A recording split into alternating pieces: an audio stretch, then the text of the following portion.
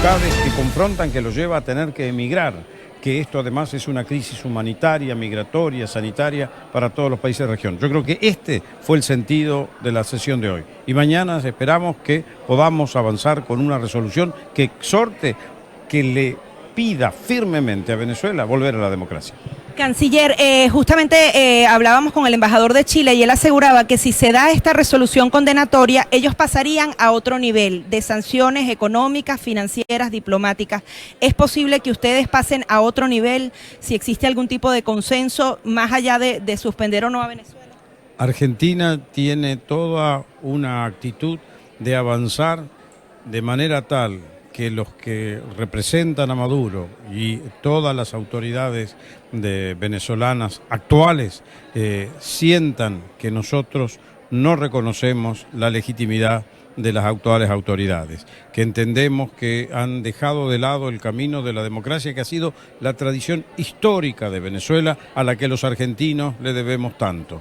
Si en algún momento Venezuela ayudó para que volviera la democracia a la República Argentina, este es el momento que Argentina tiene que devolver esa actitud, ayudando a que los venezolanos recuperen su democracia. Hemos tomado todo tipo de medidas y continuamos analizando algunas otras, pero las que sean efectivas para ayudar a que Venezuela vuelva a la democracia. Pero digamos, el exhorto de Mike Pence había sido a los países de la región cortar visados, impedir el tránsito a través de sus naciones, impedir incluso que se tuvieran capitales dentro del sistema financiero de la región latinoamericana. ¿Todo eso lo está evaluando Argentina? Todo lo que ha sido posible detectar en términos de cuestiones financieras lo estamos haciendo. Okay. Lamentablemente no hemos encontrado tan cantidad de capital que pudiera estar en alguna institución financiera argentina como para ordenar su congelamiento. Estamos analizando todos los temas migratorios, primero para facilitar a los más de 95.000 venezolanos que están con nosotros sus condiciones de trabajo, que puedan circular, que puedan tener documentación para hacer trámites y que además tenemos que ponernos en coordinación con los demás países de América Latina para que puedan viajar y movilizarse en la región, porque si no, llegando a Argentina, que son bienvenidos, se quedan allí de alguna manera congelados o en una situación de no movilidad porque no tienen documentos venezolanos para volver a salir al exterior. En cuanto a la llegada de representantes de autoridades de esta gestión de Maduro, nosotros estamos analizando cuáles son las medidas para... No hay que olvidar que en el caso de Argentina somos parte, como un conjunto de otros países latinoamericanos, de una decisión que es de la famosa decisión tomada en el año 42 de libre circulación de todos los venezolanos, digamos, de todos los latinoamericanos. Sí. Entonces, tenemos que quitar las visas oficiales, las visas diplomáticas, pero al mismo tiempo sabemos que estamos analizándolo cómo hacerlo para que sea algo efectivo. Canciller, también quería consultarlo sobre este importante informe que entregó la Organización de Estados Americanos que va a pasar a la Fiscalía, a la Corte Penal. Se dice que necesitan a por lo menos un presidente activo para que esa denuncia avance en la Corte Penal. ¿Argentina, el presidente Macri, está dispuesto a acudir? Hemos estudiado en detalle la mecánica y no se requiere que sea un presidente, pueden ser los que sean necesarios si así lo estiman.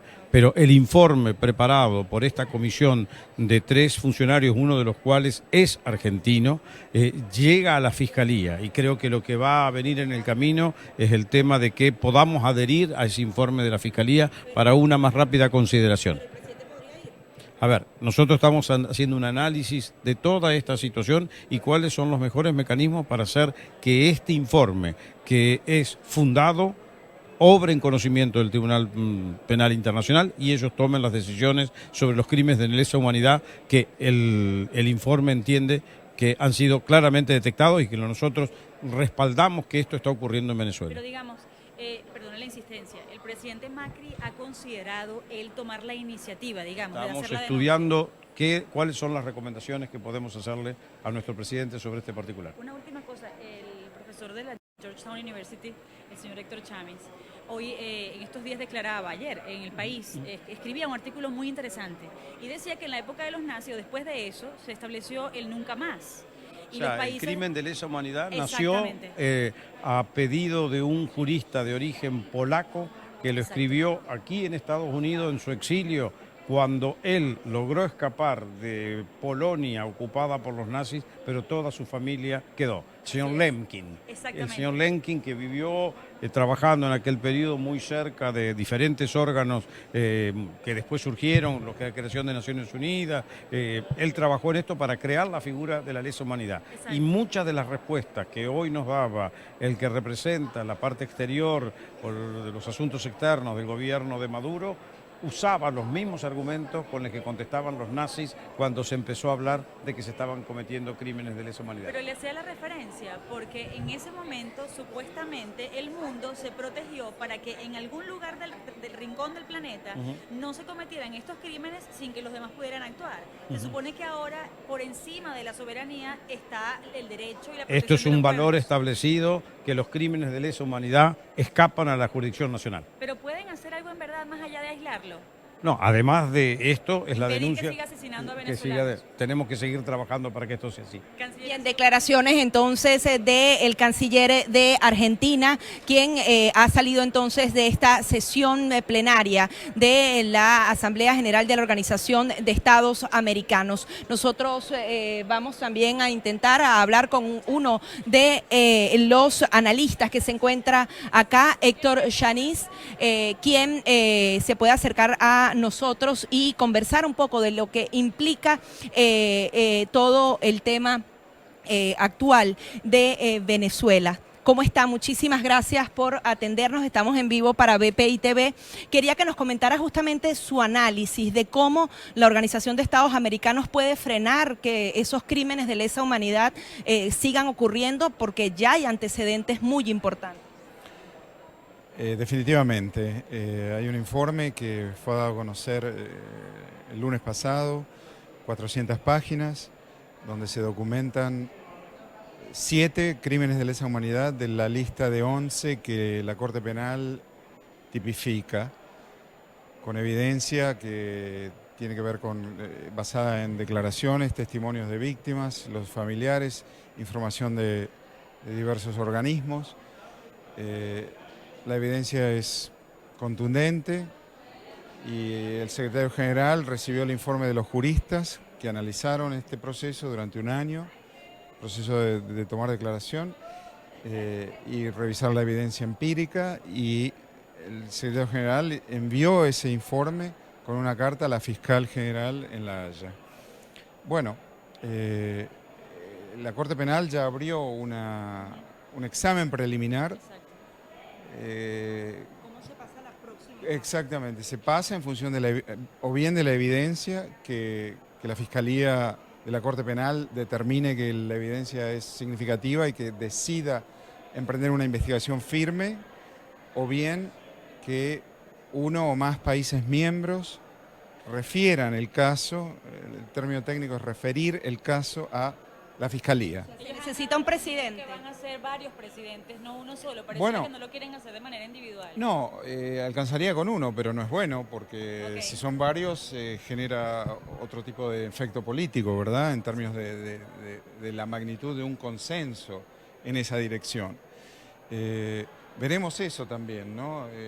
A la hora de acompañar. El secretario general ya mandó el informe, que son 400 páginas, lo he leído dolorosamente, y acompañado de una carta. Bueno, queda en los países miembros de la OEA, pero no solamente miembros de la OEA, porque cualquier país miembro del Estatuto de Roma, cualquier país que haya sido parte y que sea parte del Estatuto de Roma, está en condiciones de referir el caso y la evidencia a la Fiscalía.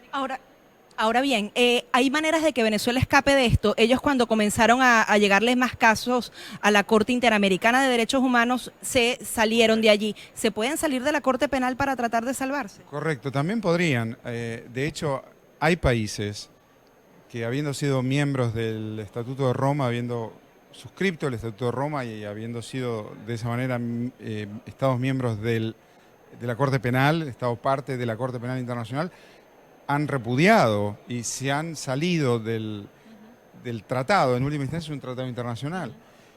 Podrían hacerlo también, sí, de la misma manera como se ha salido de la Corte Interamericana. Bueno, veremos si El caso es referido, si la Fiscalía decide abrir la investigación, veremos cuál es la respuesta de Venezuela eventualmente de suceder Pero si deciden todo salirse, eso. ya no son objeto de la investigación No y del ne- juicio. Igual lo son, Ok. igual lo son. Técnicamente entiendo que igual lo son. ¿Simbólicamente o Bueno, en la eso ni que práctica? hablar, no, Ok. en la práctica, porque además los crímenes de lesa humanidad que han sido documentados ocurrieron durante el periodo que Venezuela sí es miembro hoy y ha sido miembro. En realidad fue el primer país latinoamericano en suscribir del Estatuto de Roma, ¿no? Fue Chávez el que lo hizo. Entonces, bueno, veremos qué sucede. Ahora, le pregunto porque usted escribió un artículo para El País en el que hablaba de algo súper importante, el tema de la soberanía, que es lo que siempre coloca como alegato esta dictadura de Nicolás Maduro. Ellos dicen, no se pueden meter en nuestro territorio, no nos pueden invadir, pero desde los nazis, lo conversábamos con el canciller argentino, se estableció que la soberanía no puede estar por encima del que el mundo deba impedir un genocidio o cometer más crímenes de lesa humanidad dentro de cualquier región. Pueden censurarlo, pueden aislarlo, pero ¿cómo pueden impedir que siga asesinando a venezolanos Nicolás Maduro? Absolutamente. Los estados se comprometen siendo parte de estos arreglos institucionales y del derecho internacional, conceden una parte de su soberanía. Ya no pueden hacer lo que quieran desde la Declaración Universal de los Derechos Humanos. No pueden hacer lo que quieran con sus ciudadanos, como era el caso antes. Pero lo están haciendo. Pero lo están haciendo. Y para eso han ocurrido, bueno, informes y intervenciones que ya no ocurren. La Comisión Interamericana de Derechos Humanos estuvo en Venezuela y varias veces, y los informes ya en ese momento han sido duros. Venezuela tiene que cumplir, digamos. No sé si van a permitir otra visita. La Comisión Interamericana tuvo una visita a Nicaragua hace 2 semanas, ¿verdad?, para documentar los hechos allí ocurridos. Bueno, en derechos humanos la soberanía es relativa, precisamente porque la lección del Holocausto, la lección de la Segunda Guerra, es que esos gobiernos, esos estados pudieron hacer lo que quisieron con sus ciudadanos. Venezuela está usando el mismo razonamiento, la comunidad internacional se ha pronunciado, inclusive no es solamente que Naciones Unidas, en el marco del sistema interamericano de derechos humanos no existe la absoluta autonomía de un Estado para hacer lo que quiere con sus ciudadanos, invocando una noción vieja de soberanía, que es además una noción en última instancia, de 1648, no es del siglo XXI, ni siquiera es del siglo XX. Una pregunta más. ¿Dónde se marca el antes y el después de lo que ocurre? Hablamos de pronunciamientos, pero no de acciones. Los países le tienen terror a la palabra intervención. Vemos cómo hablamos con el canciller de Chile y el canciller de Argentina y no se atreven a ir a la Corte Penal. Dicen que tiene que ser un grupo, que incluso dicen que no es necesario. Entonces, ¿cuándo dan los pasos los países para hacer efectivas las acciones que frenen lo que está haciendo Maduro? Correcto. Yo pienso que no solo es necesario, sino que es tal vez la única opción que queda, porque precisamente Venezuela abandonó el sistema interamericano de derechos humanos. No abandonó el sistema de la Corte Penal Internacional, no ha repudiado, no ha rechazado el Estatuto de Roma.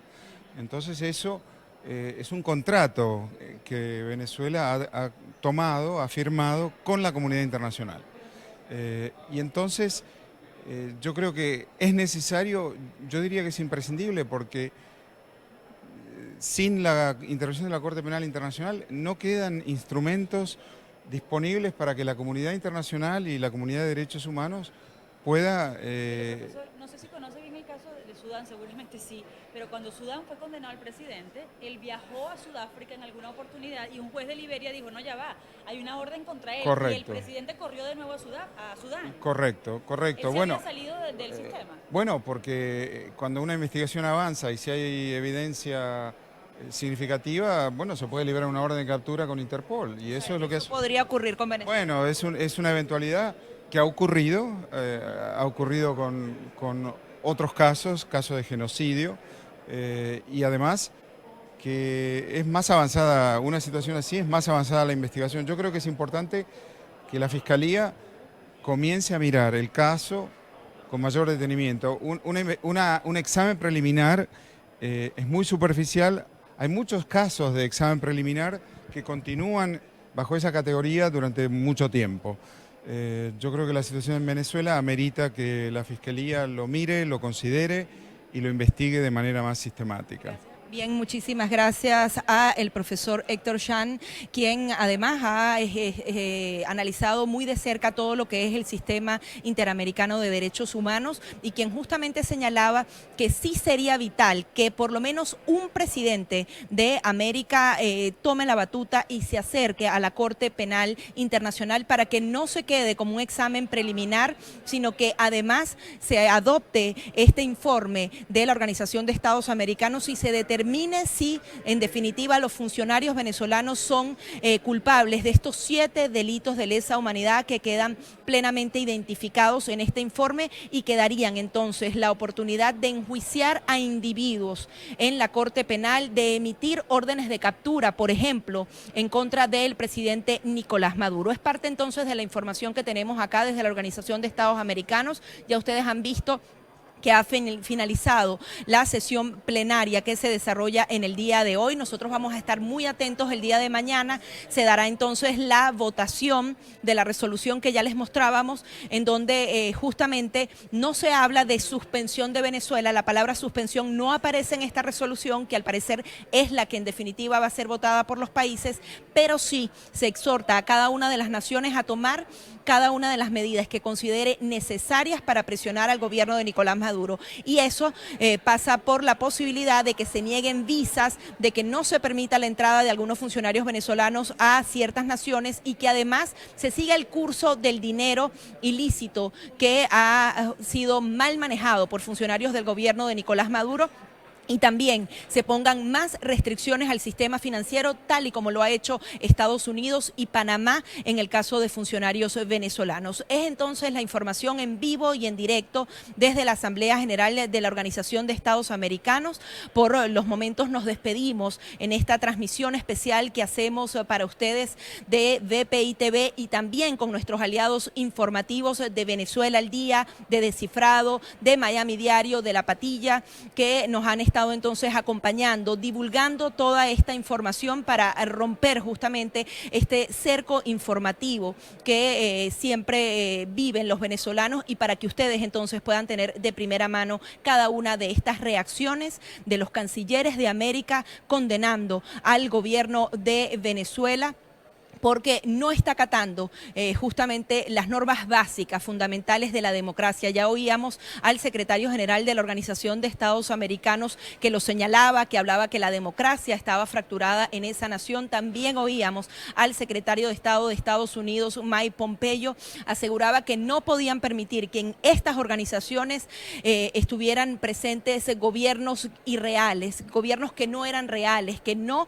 pertenecían a una democracia y justamente señalaba la gravedad y la importancia de que sea aislado diplomáticamente el gobierno de Venezuela. Nosotros entonces con esta información vamos a despedir hasta acá esta transmisión especial. Desde muy temprano en el día de mañana les estaremos llevando las votaciones, las demás intervenciones y otras declaraciones que den los cancilleres en la sede del organismo de la OEA.